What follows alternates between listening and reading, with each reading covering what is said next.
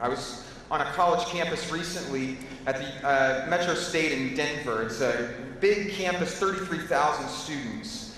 And I was talking with students about serious moral issues. And a couple of students came up and they were actually angry with me for some of my opinions. And they had a couple of their students there, so they must have been a little bit older than college student age. One of them was named Nora. And Nora's concern was she didn't think that I should expect anyone to be responsible with their sexual behavior. In fact, she thought that instead of arguing for responsibility, that I should just hand out condoms.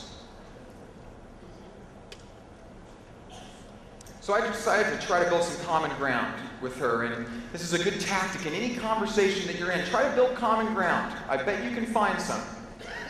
And Nora and I disagreed about a lot of things, but I said, wouldn't you agree that all of these issues we're talking about, sex and responsibility and abortion and all these things, wouldn't we be better off if women respected themselves more? Don't you think that part of the problem is women don't have enough self-respect in general?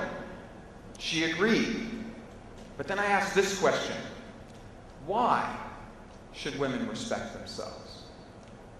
Why should they respect themselves? I mean, if evolution is true, and most people around here think it is, I was on the college campus.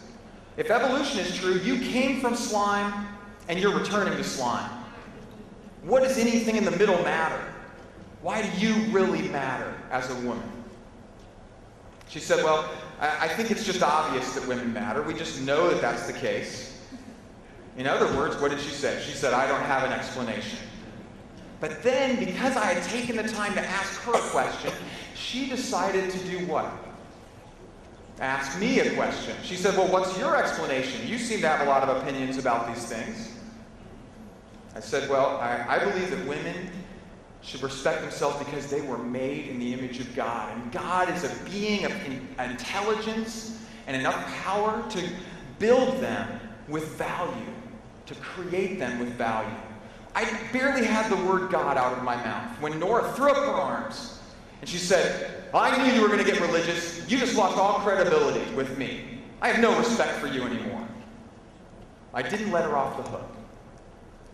I said, Nora, you can dismiss my explanation for why women are valuable. But at least it's an explanation. At least it's an explanation. You don't have a good reason to believe that women are valuable. But you need one because this matters.